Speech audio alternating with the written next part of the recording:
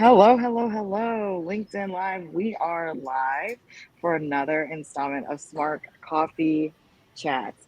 We again have Dr. Sakira Jackson and Heather Tuason, my wonderful co hosts, for our monthly installment of.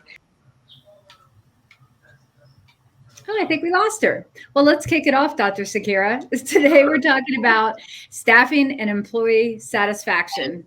Action, yes. Yeah, I mean, this is something where it has a financial lens to it. It has a business continuity lens to it. There are many different aspects of staffing and employee satisfaction you've got to think about. I'm sure you've got some to add as well. You want to help Yeah, I kick? think that people tend to skip over employee satisfaction and then wonder why they lose staff. And so, one of the biggest things about employee satisfaction is making sure that there's a space for employee feedback. It's Mhm. really probably one of the biggest issues you have in hiring people is that they don't feel heard. And one of the other things is employee satisfaction. I think the underlying part is like we always say that the old heads teach the new heads. So if the old person that's been there for a while is unsatisfied, then they teach the new people that come in and they become unsatisfied. And then you got this culture of Yeah, unsatisfaction, but you don't know why. right. So it's really important to be considering how do you make sure that your employees are satisfied with working for you. I Hmm. think that if you think of it from the perspective of it, whether they have that happy spouse, happy house, or happy wife, happy life, for employers, it's really important for employees to be happy. It's not just your customers, and a lot of times I think business owners will worry about whether their customers are satisfied. Make sure that they're delivering a quality product. Make sure that it's priced right. Make sure they're doing the marketing and even trying to make sure that they hire the right people, but they don't sit down and say, do we have a feedback loop of when our employees have some problems, are they able to get the information to us? Or when they, heard some things about our product or our service, is there a method of communication that allows it to come back to us? And Hmm. to your point, that has a huge financial impact if you don't have the feedback loop because you're either going to lose sales or lose employees, one or the Yeah, other. What do you yeah, think? that's Yeah. I mean, I feel like it all starts with culture. And what we've seen in probably the last decade, if not more, is this move towards a transparent culture. And meaning like everyone's voice is heard. There is a understanding of it. It's literally heard and listened to, and then there's a reaction to it. And that that lens of how you view your employees and your community that you're building within your organization is very critical. In addition to that, it can have some financial impacts, which is kind of always my kind of my slant or my bias towards any of our conversations is understanding what employee satisfaction and staffing means to your bottom line. So yeah, I had kind of queued up today. Hopefully we get rejoined again by our host, but we can just continue to take it from here. Yeah, I think Smark has done a great job of like building a education set to help build culture, and they themselves through their branding and education, that is the foundation that starts a basically a company that your employees are satisfied at. So the first question I always get asked is, when is it time to hire another employee? Uh, Yeah, and that's a big question. and actually, the first one you hire is very hard because you want to make sure that you can provide a stable and satisfying environment for that employee. So a couple of things I always recommend. First is, and we've talked about this in the past, create a financial forecast for your business to know that you can afford Absolutely. it.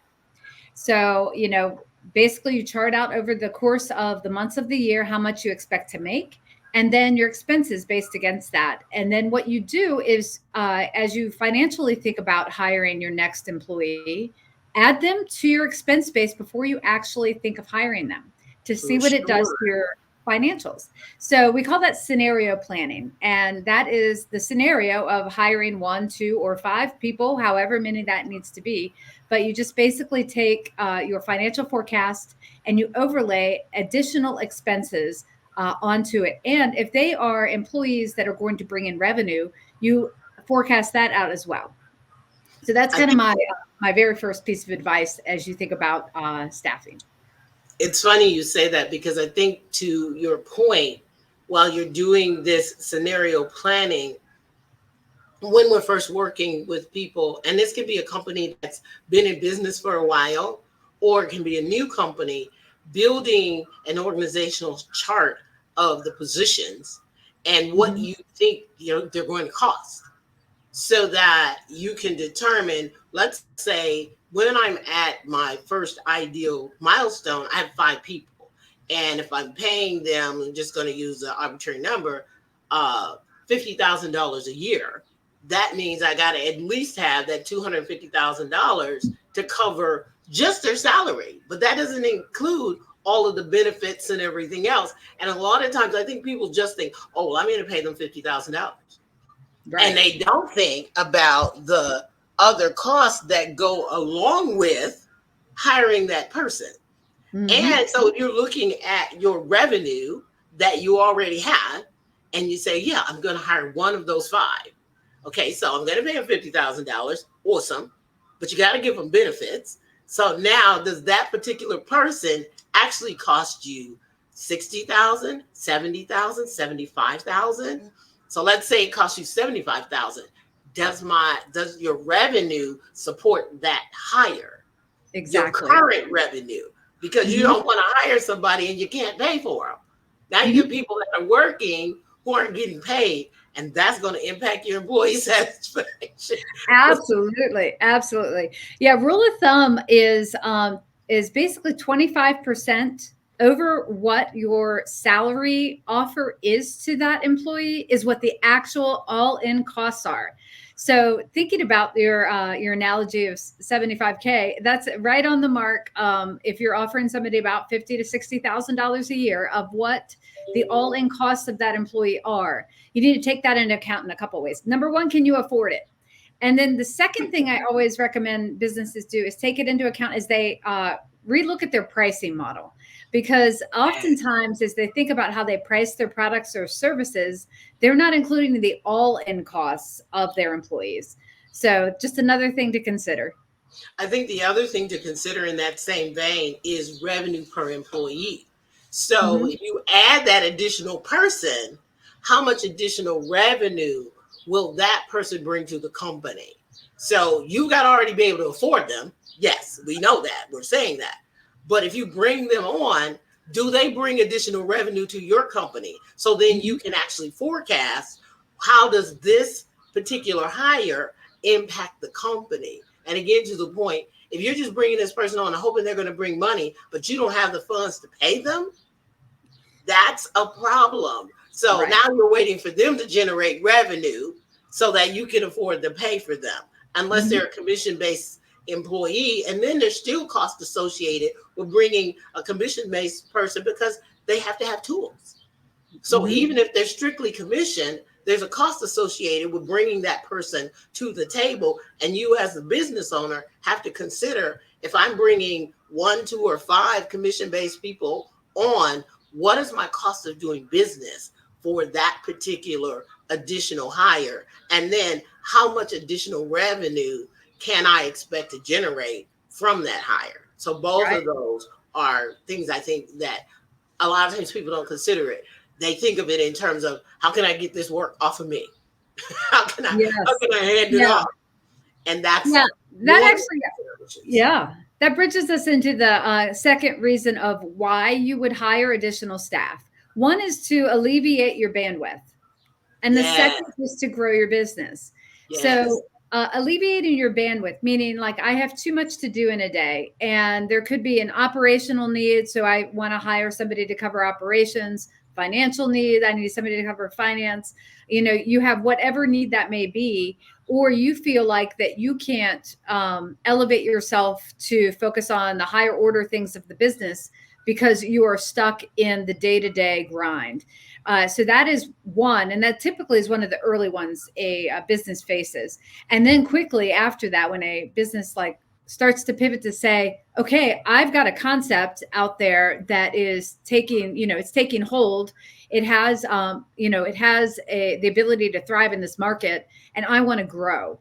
And that then is, to your point, the metric that you mentioned around how much revenue that is tied to a new employee is so critical in your growth phase of a business. So if you consider yourself in the growth phase of a business, that metric is one you should be looking at month over month. And I think that's an important thing that you said, is you should be looking at it month over month. Even as you start to do all of these hires or make the changes for whether it's bandwidth or whether it's growth, you're also measuring whether the new hires are satisfied. So setting up a methodology to ensure that they're getting the training that they need, that they have the tools that they need, that they have access to and an understanding of both their authority and their responsibility. Because a big part of employee satisfaction is having the responsibility for something and the authority to complete it. So if you just give me the responsibility, but I don't really have the authority, and everything that I do has to be approved by you, then I really don't have the ability to do my job effectively. So as a business owner, a lot of times the handoff is actually harder for the business owner because they're so used to holding on to it. And now they're like, oh, I want to hire this new person. And then you hire this new person, but you don't give them the authority to do the job. And so the employee's satisfaction level goes down because they're judged on whether they can actually get results, but they can't get results because they don't have authority and responsibility. So as a business owner, you have to be very conscious of, when you do the hire, are you giving the person both the responsibility and the authority to do the job and make the decisions, and then come to you on the areas that they're unclear or need additional help in. That's right. That's right. I think we talked about this last month as we were talking about kind of the controlling entrepreneur, right? The entrepreneur that wants to control everything in the business. And really what that does is it limits two things. It limits growth and employee satisfaction. I love that you said it limits growth, because people think that, I found in working with CEOs over the years, that a lot of times they think that their growth is solely dependent upon them, even though they have staff. And they don't realize that in order for you to grow, you have to let go of some of the responsibilities and the authorities that feel like they should be naturally assigned to you. Or even one of the assessments that we do, it's from a company called Rocket Fuel. It's Rocket Fuel University. And it's helping people understand whether they're visionary or if they are an executioner. And what it is helping people understand, how do I hand this off, or why do I hand this off, so that I can grow, or I can release my bandwidth, or I can be more effective. Because if I'm not good at accounting, why am I doing accounting? Or if I'm not good at sales, why am I doing sales? I should be handing that off so that the company can grow, and so that I can focus on the projections, on the vision, on the direction, on building employee satisfaction and feedback and customer relationships. And those are things that impact whether your employees are happy working in your company, which is the bottom line of employee satisfaction. Yeah. Well, why don't we jump into our questions while we wait for Amber to rejoin us? So, Dr. Sakira, let me give us some advice on achieving meaningful career goals, setting them for yourself and your employees, and how that aligns with really your personal values and aspirations. When I'm working with CEOs, one of the first things that we do is identify their values for themselves and their values for their company. They can be the same or similar. It's also important to find out, when you bring new employees on, what they value. Mm-hmm. And I think of a story of a particular company where the CEO had heard that there was an executive assistant, and they lived in Canada, who had always wanted to go to San Francisco. And he happened to have a business trip to San Francisco. Now, she was not his direct executive assistant. She was like one or two down with one of the managers. But in pulling all the values and the goals for their employees, that was a goal that she had always had. And since he was going to need an assistant on this trip, he brought her as the assistant on the trip so she could reach one of her goals of going to San Francisco in the process of doing business. That's an aside. But when you're setting career goals, making sure that in your design for the company, that you have room for growth for people. I've seen so much of this flat organization structure where there is no room for promotion. There's no room for an elevation from a secretary to an assistant to an executive assistant to a management position anymore because of the flat organizational structure. But what it does for employees, it makes it difficult. And one of the challenges, I believe, why so many companies are finding that employees max out in terms of years with companies is 2.5 to 3 years. It's Mm-hmm. because there's no space for them to move up within the organization. So when you're designing the structure, considering what is the career path within the organization that a new employee would be able to take to grow and stay with your company, if you make sure that as you're designing the job descriptions and the organizational culture and structure, you have room for growth for an entry level employee to move through the company and develop skill sets and mindsets and tool sets that will be useful as they go to higher levels in the organization, from whether they're a line employee to a supervisory to a management or a C-suite. That is Mm-hmm. something that companies don't necessarily think about when designing the organization, but it's really foundational. The other part is offering mentorship, offering the ability to Yeah. have someone that an employee can have that work they want to go to, or it might be a different one that allows them to ask the questions about how to get where they want to go. I think those are two key things that I would suggest that you Absolutely. consider. Yeah. Really, really understanding where your employees are and having that open dialogue on where they want to be and what they want to get out of the employment arrangement with you is critical. I find it's funny because I have found myself, as the company has grown, I want to offer more benefits and more kind of Mhm. reasons why I want you to stay, because it certainly does take a lot more ramping up time for a new employee as it does an existing employee. They know how the processes Sure. of the company works. So I would much rather keep the employees we have. Right. So offering benefits has been something that I've always been like, oh, this is going to be a natural thing over time that I'll continue to offer. Every single year, I ask our employees if they want health insurance. And we have a matching 401k. We've got a couple other benefits, but they say no. And because they either have it through other means or what have you. And I'm like, well, wow, that's great, because we can take that money and use it in a different way to support your growth.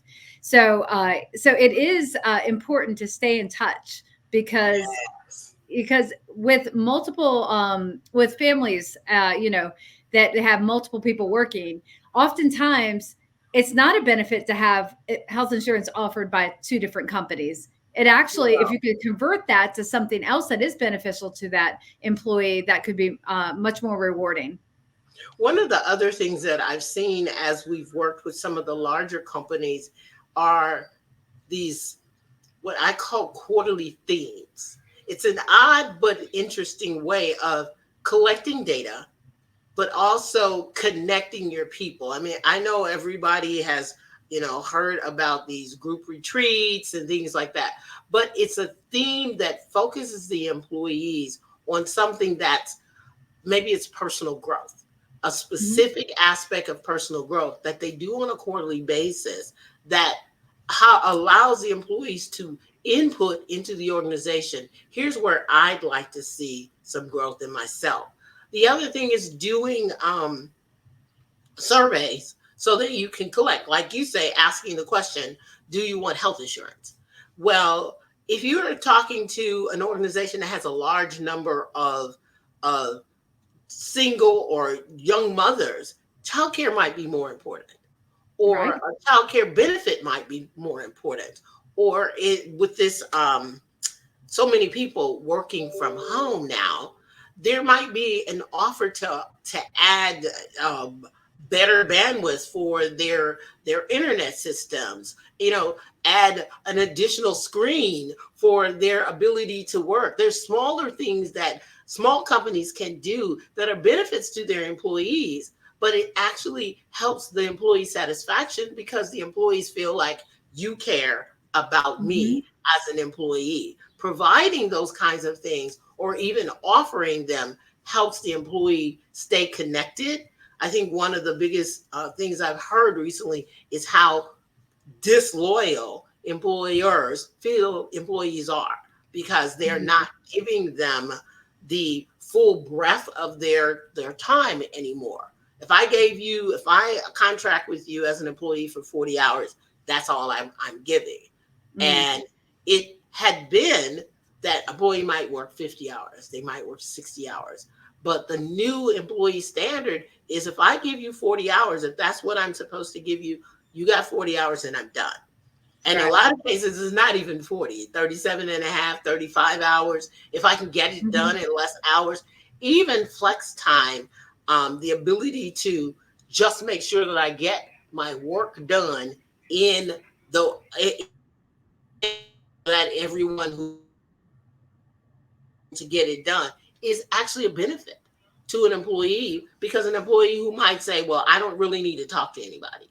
The work that I do doesn't require that I talk to people. Offering the ability to make sure that you get 8 hours worth of work in a 24-hour day and not be tied to 9 to 5. That Mhm. person might be a better able to work from 5 to 9 or whatever, midnight. And so to look and what are that will increase your employees' satisfaction. Are the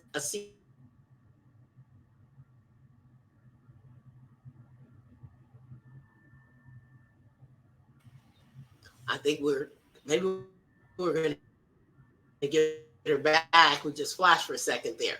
But one of the other things I wanted to ask you is when they're thinking about employee satisfaction, is there a dollar figure or a financial consideration that employers should be doing, at certain times? So I've been in business for a year, I've been in business for 3 years, I've been in business for 10 years. Are there things that they should automatically include in the cost of doing business as they grow their business? You mean from an employee payment perspective, such as Okay. bonuses? Yes, I mean, so that they Okay. starting to think about as okay, I've been in business for 3 years now. Should I add as a cost of for 2025? Is there a certain amount of money, or is there a certain item that I should add as a line item to start to say, okay, I'm going to set aside X amount of dollars to cover certain things? Is there something that they could consider? Yeah, I great question. I love the tee up. We didn't even plan that, but uh, really, you don't know if you can give a distribution, an additional benefit, a bonus, any of that until you know what your numbers are. So I do recommend that everyone, think about doing a monthly business review, and that requires you to have your financial forecast and your actuals and to measure the difference and to see how you're doing. Sometimes you think you might be doing very well and you're not, and then sometimes vice versa. You think you're not doing very well, but you are.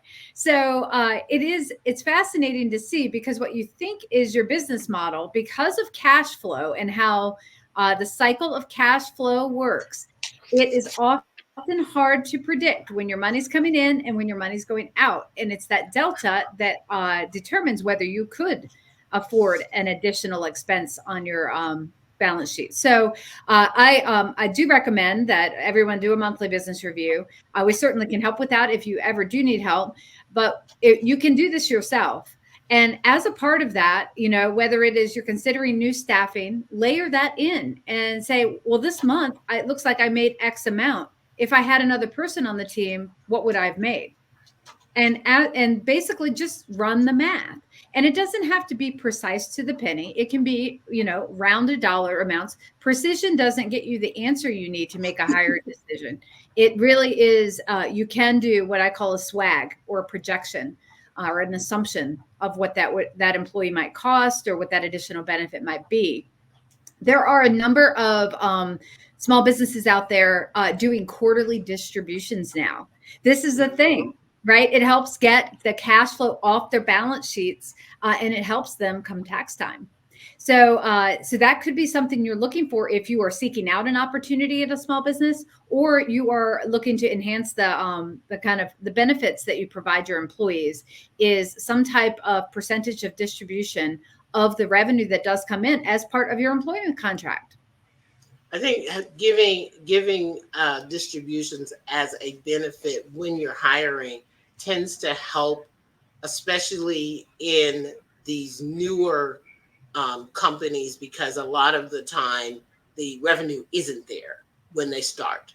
Yeah. And offering the distribution as something that would be beneficial as a benefit when they come on board might be a consideration, simply because I can offer you X salary, and then if we hit X number, then I can offer you a bonus within the first quarter, second, third, whatever. You can actually provide a nice package that can bring people on that maybe you can't actually afford it. And maybe it's tied to job performance, but it also pushes the employee's satisfaction when they're part of the growth and the achievement of the company.